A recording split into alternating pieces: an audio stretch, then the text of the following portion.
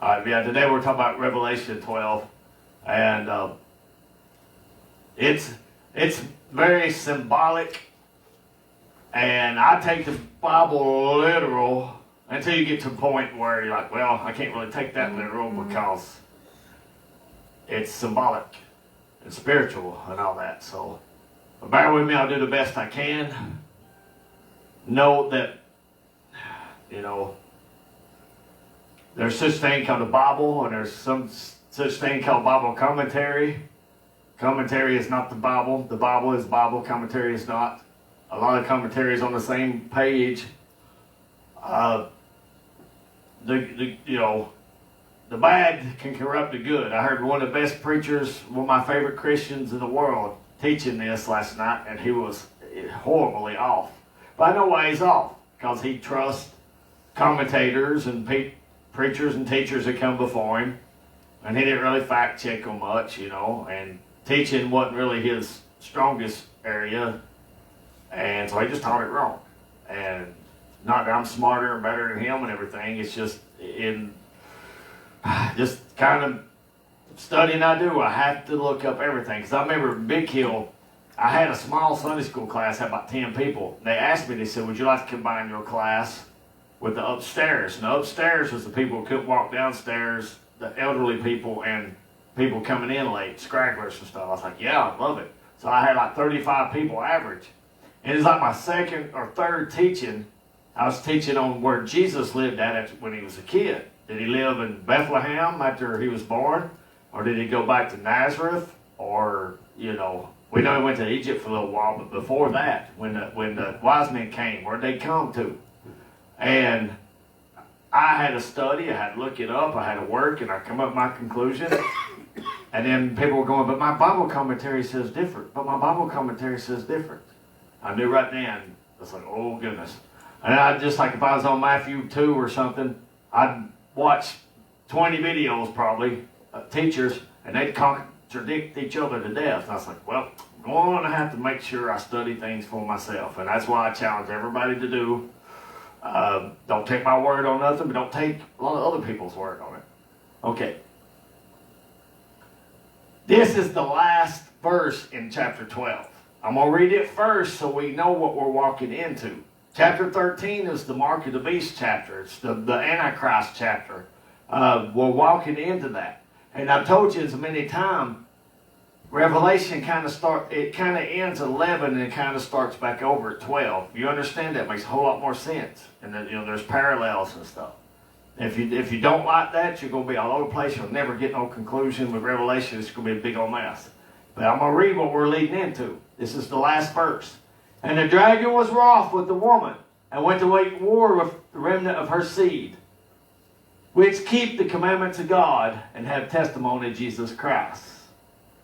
So, remember, Satan's mad at the end times of the remnant of her seed, which keep the commandments of God, and have testimony of Jesus Christ. Okay, here we go. And there appeared a great wonder in heaven, a woman clothed with the sun. Now, obviously, that's symbolic, because ain't no woman can wear a sun. It burn her up, and ain't no woman that big. There's some clothes, but not that big. So, obviously, that's symbolic. We see people have vision of Jesus, and he was really bright. Moses seen God in the Old Testament, and he shined bright and everything. It's just a big, bright wonder. Big woman, just the glory of her. And the moon under her feet, and upon her head a crown of 12 stars. Now, 12 stars usually means angels.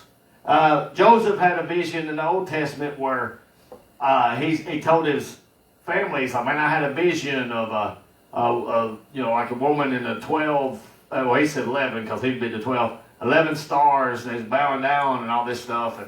And so a lot of people kind of believe that might be tied in with Joseph's vision and stuff in the Old Testament.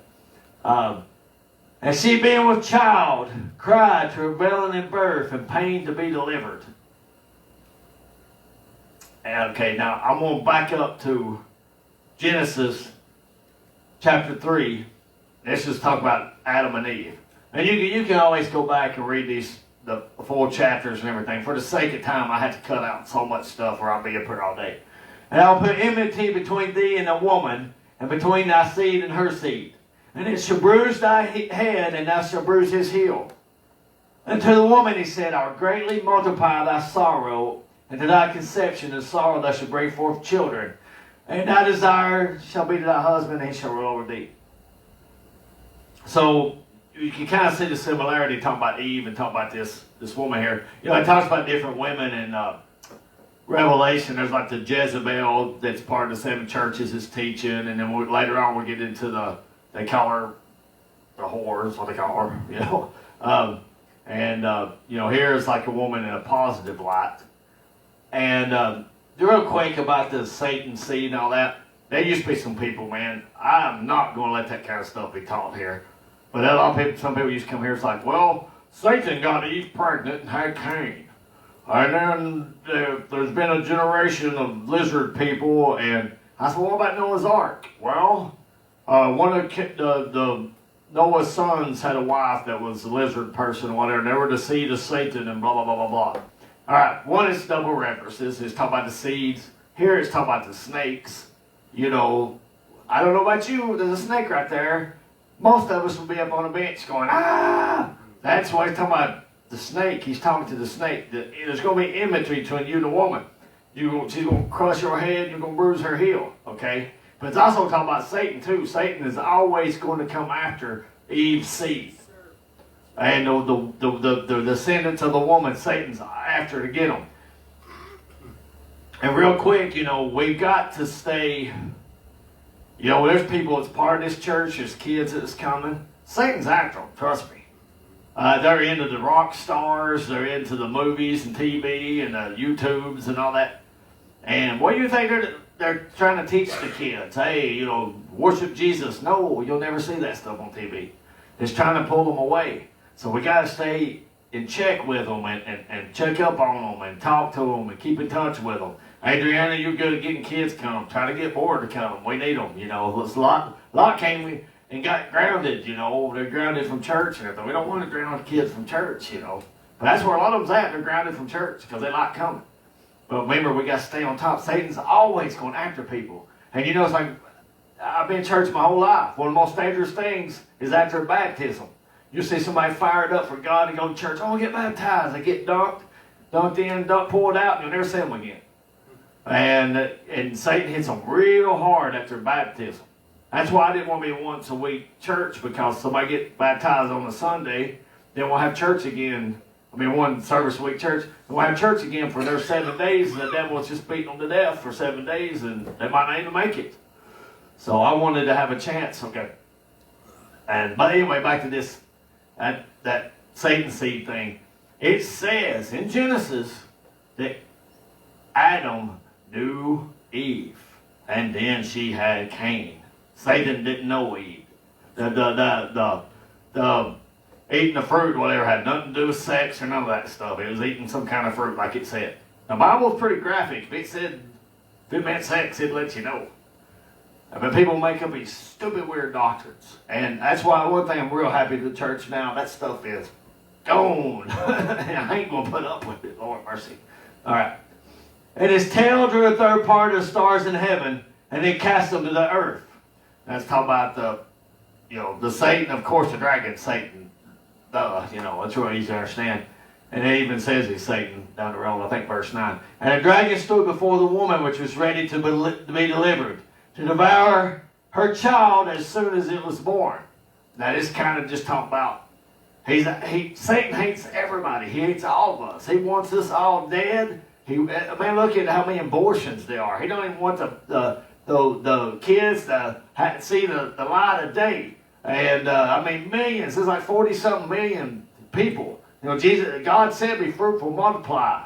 Not go kill your kids and keep them from, you know." And the earth's not overpopulated like these demons say. Go on top of Clinton Mountain up here. You drive by it about every day. You go up there and look. What do you mostly see? Trees. Mountains. There's literally like 30,000 people at least that you're looking at right there. And it looks like a wilderness. But there's literally probably a lot more than 30,000 people within your eyesight, believe it or not. You double that to 60,000 people, it'd still look like wilderness and trees. You go on top of Cumberland Gap, you can see all these states. Guess what? You don't even see any buildings or houses or anything. The earth's not overpopulated. Satan's will just want, that's a new propaganda trying to get people okay with eugenics and euthanasia and abortion and all that. Well, we don't want to overpopulate things. Man, the earth will not overpopulate. We're cool. We're fine. But anyway, and it's also reference to Jesus Christ too here. And there appeared another wonder in heaven. Behold, a great red dragon having 7 heads and 10 horns, and 7 crowns upon his heads. Now, I can't break down who the 7 heads and 10 horns and all that is, but the heads is like a power, and the horns means like authority, and the crowns means, you're like a king. Kings have crown and all that. But there's such a thing as shadow governments. Man, you got the Windsors. That's like the Queen of England. Man, they got more money than you ever dreamed of the world anybody should ever have. Then you got the Vatican. They got more money than anybody should ever have. You got like the Rothschilds. They own. You seen all them presidents and stuff kissing that rock. Man, the Rothschilds own every bank in the world except for like 2. And so they own all the currency in the world. They own our money. So that's a pretty powerful shadow government. Then you got like the communist China, man, unreal how much power they got. And there's probably stuff we don't even know. The Rockefellers, our medical system, how bad it is, or they never cure nothing. They got treatments for everything. They put everybody on 20 medications. They never cure nobody. That's the Rockefellers, you got to think. Now there's some good medicines and stuff, but good technology. I want to say this real quick. It's kind of off topic. I had poison ivy one time. A doctor, now I didn't go to the doctor, I was doing the studies at UT. I went to the doctor, but not for this. I was just there doing the study. He said, it's the worst case of poison ivy I've ever seen in my life. It looked like stage 4 burns. I covered my whole body with like toothpaste and everything. Just could not get relief. It was horrible, horrible. It wasn't poison ivy, it was poison Silac or something. Yeah, it was. I had black stripes all over me where it touched my skin. The doctor told me, he said, man, don't worry about this study. I said, well, I ain't take no shots or nothing because I don't want to mess the study up. He said, man, don't worry about that. Go get you a shot. So I went and got me a shot. And I literally looked and watched that stuff dry up.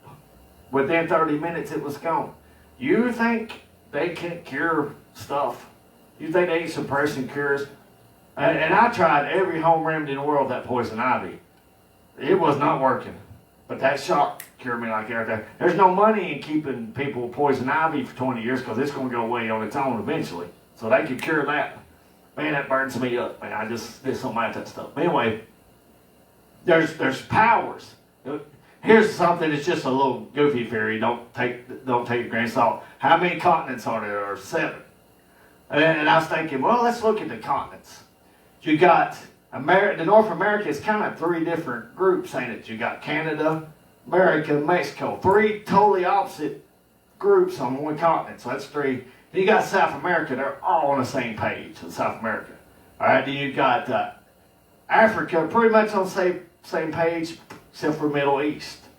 And then you got Europe.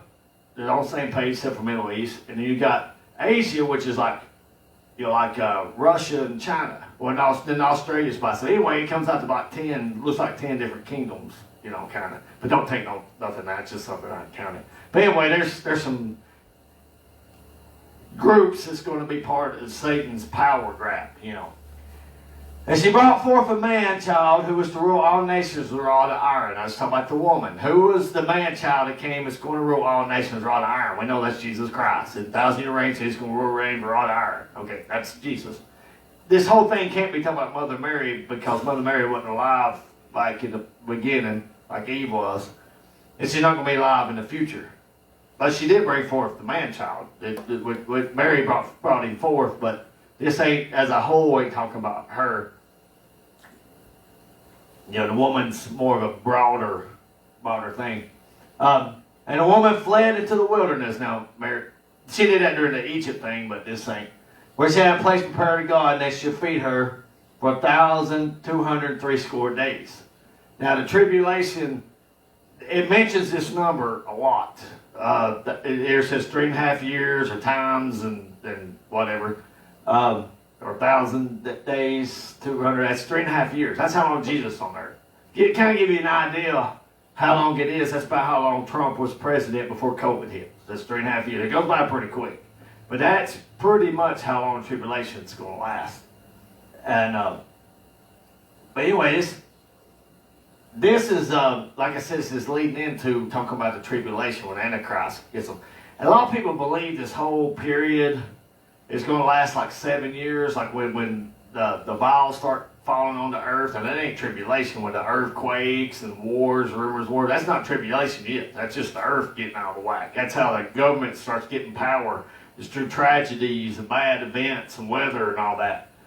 But a lot of people think that is like around 3.5 years, and then when there starts the tribulation and wrath and all that. The tribulation, we don't know how long it takes, but the Antichrist is going to be in power 3.5 years. He's going to get that much, be in full power. So the wrath and the tribulation will be within those 3.5 years.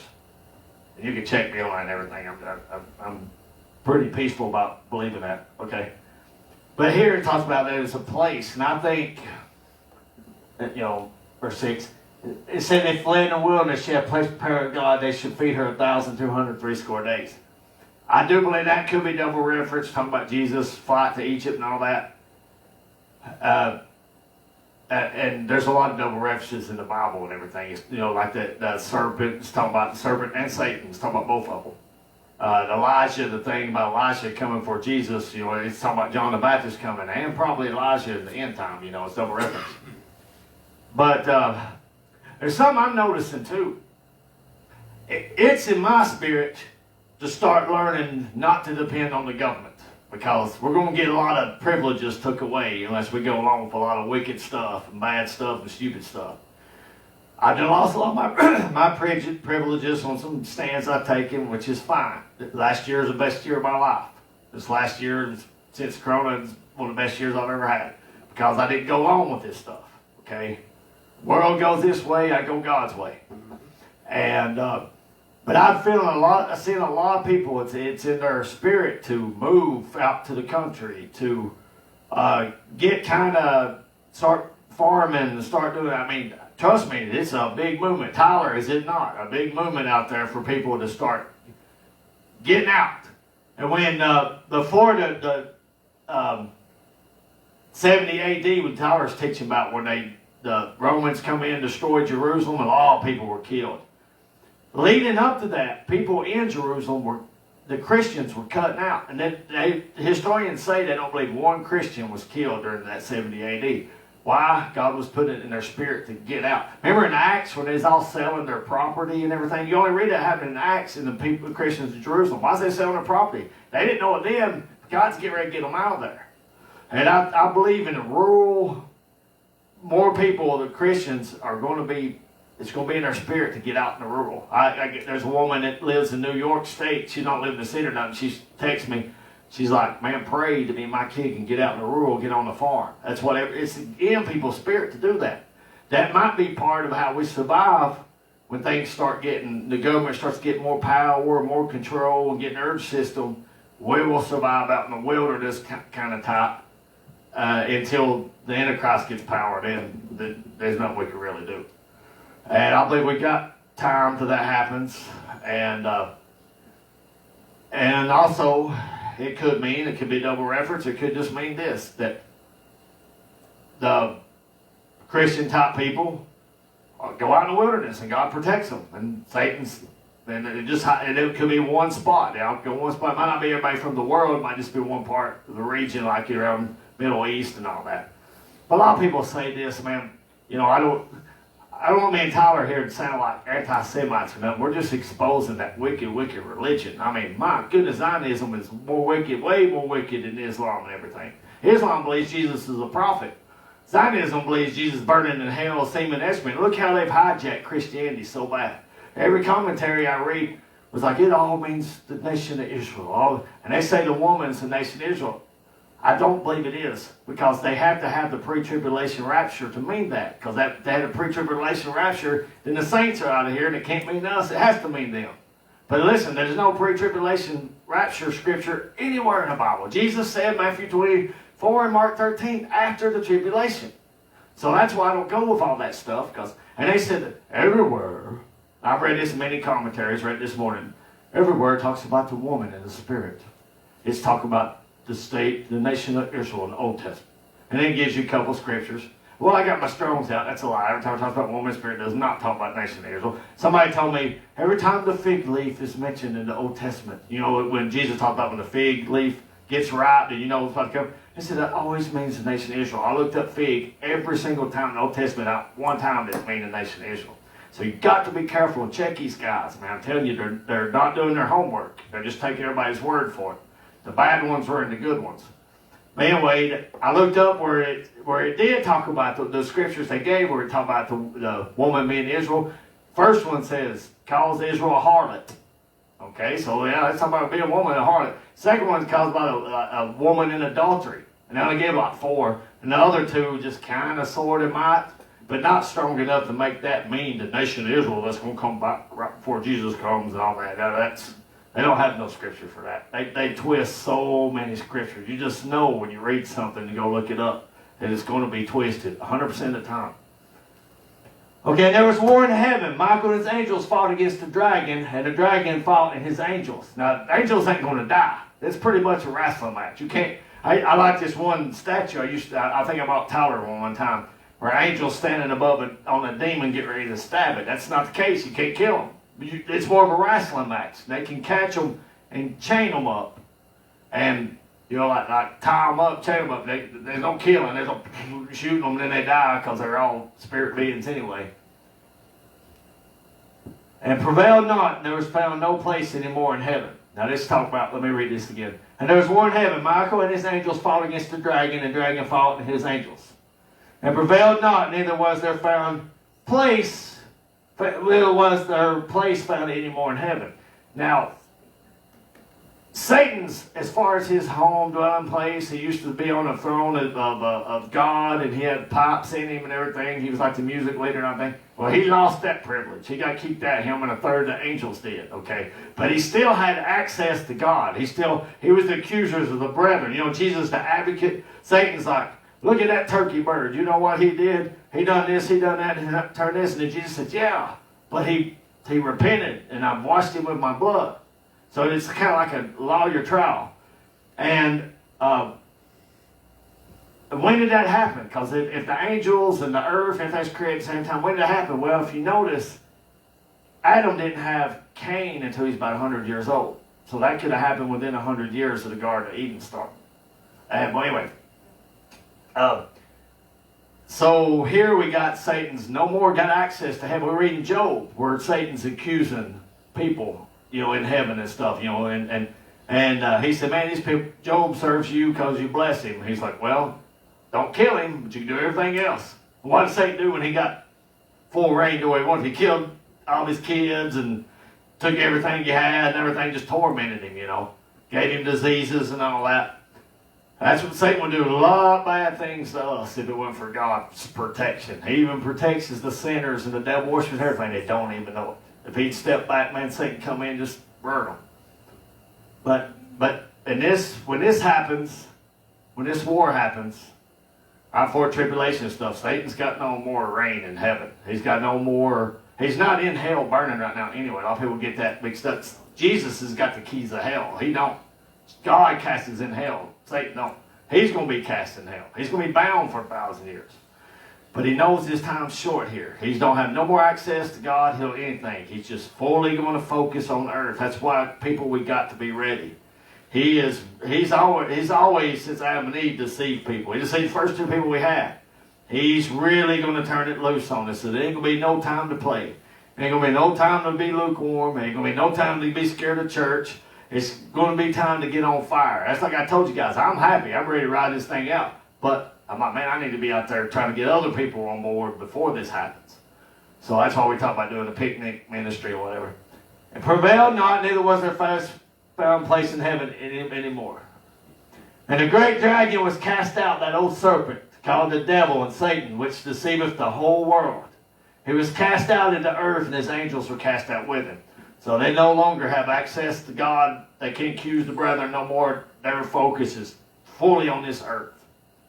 And they're going to get everybody they can. And think about it. There's almost more people living right now than there's ever lived. And like you take up to 1950, from Adam and Eve up to 1950, there's almost more people living now than ever lived up till 1950.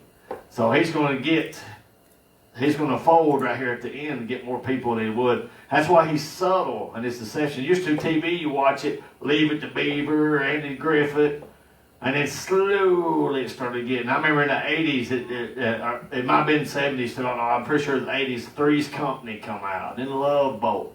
Man, I went back and kind of watched them, just a little bit of it. Couldn't watch them all, just for nostalgia's sake. And man, it's so vulgar and nasty. I was like, how in the world? I remember people used to watch this all the time. And then it went from that, like, I remember Married with Children come out. And I remember people lay out of church and everything, stay home and watch Married with Children. Vulgar, nasty. And then it just got worse and worse and worse. And then, guess what? The people that sitting there letting their kids sit around and watch it, now they're raising their kids' grandkids because their kids are all on drugs and everything like that. And it's been a slow boil, like you put a frog in a skillet. If you throw it in hot water, it jumps out. But if you put it in there and it's kind of cool and then it slowly starts getting hotter and hotter, it ain't got no sense to jump out. That's what's happened to America. That's what happened to the world. It's getting worse and worse and worse and worse, and we just got used to it. I heard a loud voice saying, now has come salvation, strength, kingdom of our God, and the power of Christ. For accuser of brothers cast down, which accused them before our God day and night. And they overcame him by the blood of the Lamb and by the word of their testimony, and they loved not their lives unto the death. Man, there's so much scripture about Christians having to go through this, but it's good, man. I mean, the disciples died. To me, that strengthens me. That spread the gospel even stronger because people know them people that went with Jesus would not give their life for something that wasn't real. That's something they wouldn't even believe in. You talk about the Mormons. Joseph Smith had some followers like, yeah, we seen this or whatever he told them to say. But then when their life got in danger, they folded and said, we was wrong, we lied, and cut a trail. But the disciples did it. And they're like, man, we're going to give our life for this because God's blessed us. This is real. We know other people will have what we have. Their life will be blessed. Plus, it's an eternity issue, too. So, man, death is not a bad thing when it comes to Christianity. Man, these people in Africa, Boko Haram's killing everything. The 750 Christians died the other day. Well, Christians aren't going to go through tribulation. Tell it to the 750 got killed. Tell it to China. But, man, don't that strengthen your faith, knowing that they'd sit there and die and living in a very dangerous place, but they still stayed strong. I see on Facebook people's churches burned down. They still get together and have church in a burned down building. Therefore rejoice, ye heavens, and ye that dwell in them. Woe to the inhabitants of earth and the sea, for the devil is come down unto you, having great wrath, because he knoweth that he hath but short time. He's been planning all this for a long time. He's been getting power. Power in the governments, power in the rulers. He's got his people in place. You don't have to corrupt the whole world. You just corrupt the top. To ruin this church, you can ruin it knocking off one person at a time. But if you get me, you got the church right off the bat. So that's why everybody has to be praying for the leaders and stuff. But Satan knows he got a short time. And when the dragon saw that he's cast to the earth, he persecuted the woman which brought forth the man-child. Okay, so this is, the woman is just, it's people. You can say it was Israel, but if you do, it's OT, not New T, because the New T didn't bring New Testament. After Jesus came, you was either Christian or you was Jew. It was not no double covenant, double all this stuff. And when the dragon saw these cast earth, he persecuted one which brought forth the man-child. And the woman were given 2 wings of a great eagle, that she might fly in the wilderness to her place where she is nourished for a time.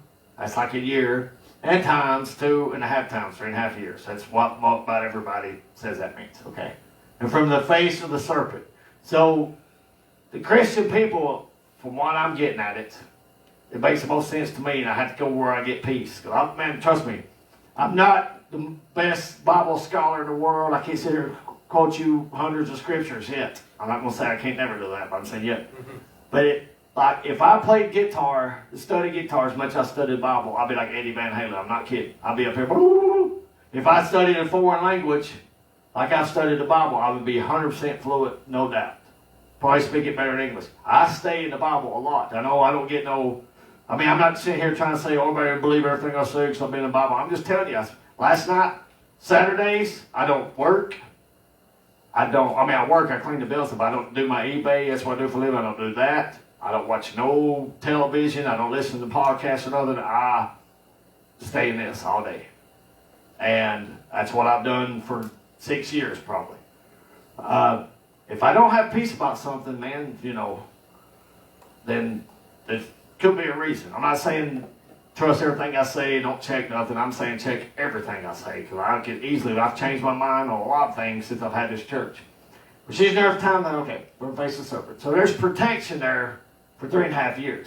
I believe personally, don't take this H and stone, but I believe there's going to be 3.5 years leading up. A lot of people talk about, like in Daniel, the 7 week and all that everything's going to last 3 years. They said there's going to be a sign of peace treaty for Israel. It does not say peace treaty for Israel. It says there's going to be a time of peace. It does not say with Israel. They add words. But anyway, there's going to be a time of peace, I think. And I think as the government starts getting their grip, and as you can see, the whole world's on the same page of all this COVID stuff and everything.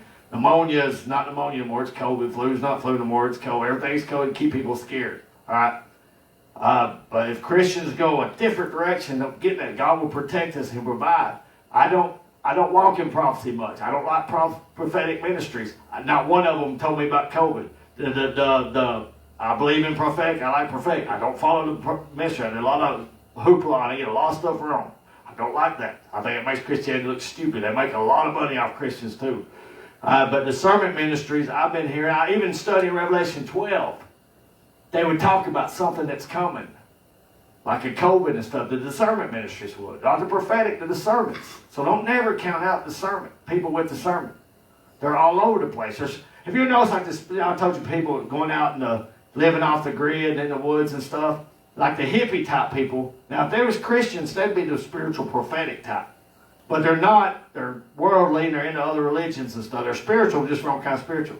But all of them has a call to go out in the woods and live in communes and live off the grid. And man, some of them do some, I got on YouTube and I'm trying to get ideas on stuff to sell and everything.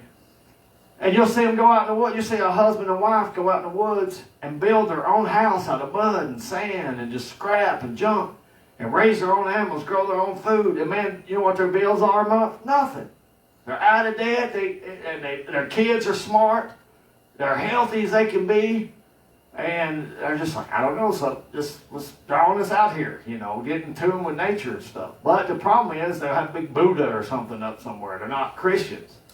And you'll see people that's got discernment cuss like a dog. Man, you got discernment, but if you was a Christian, that would be your ministry, But anyway, the serpent cast out of his mouth waters of flood after the woman. He might cause her to be carried away of the flood. Now, this is before the tribulation really kicks in. Satan does something. Here it says water. It could be little water. He might try to flood. I know Saddam Hussein one time broke a bunch of dams to try to flood his enemies out and stuff and kill them and everything. It could be Satan can literally try to flood certain people in a certain area in the world and try to kill them out. But it could mean armies. A lot of times when it's talking about flood, it's talking about an army come in like a flood. And it could be drones. It could be stuff they squirt in the sky. It could be corona. It could be anything. And the earth helped the woman. And the earth opened up her mouth, swallowed up the flood, which the dragon cast out of his mouth. So that really makes Satan mad. He makes a little attack. This is before he really gets into power. The Antichrist and all that. The beast system. The earth helped the woman. And then the dragon was wroth with the woman. You can hold it if you want to, because I'm almost done. The dragon was wroth with the woman and went to make war with the remnant of her seed. And somebody said remnant always means Israel. I looked up remnant. First thing I read is the remnant of giants. And then the remnant of Baal. And the remnant, I said, man, it don't always mean. So they just lie. They lie to make a doctrine fit. Remnant just means the people that follow God, okay? Follow Jesus Christ. And make war with the remnant of seed, which keep the commandments of God and have the testimony of Jesus Christ. It didn't say the Jews, it said those. It talks about the whole world. There's scripture off the Revelation where it's talking about he comes after the whole world that believe in Jesus Christ. Tonight we'll teach on That's the good one. That's what this whole thing was leading up to, was Revelation 13. Revelation 13 talks about the Antichrist, mark of the beast. I've been wanting to teach on that a whole long time because I've been waiting for that thing to get here. And I think it's almost here. You go ahead, Bell.